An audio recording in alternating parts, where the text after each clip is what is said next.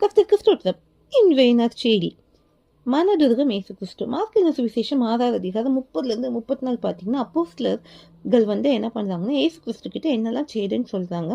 அப்ப ஏசப்பா சொன்ன ஒரு வார்த்தை, நம்ம கொஞ்சம் இளைப்பாறும்படி வனாந்தமான ஒரு இடத்துக்கு போலாம் அப்படின்னு சொல்றாங்க.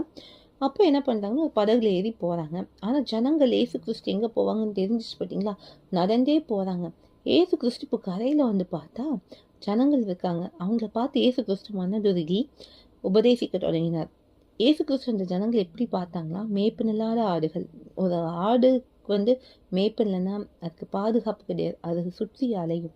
இந்த ஜனங்களை பார்க்கும்போது உங்களுக்கு ஒரு மேய்ப்பன் இல்லையேன்னு சொல்லி அநேக காரியங்களை உபதேசிக்க தொடங்கினாராம். எவ்வளோ ரெஸ்டே எடுக்க முடியாத ஒரு சூழ்நிலை தான்.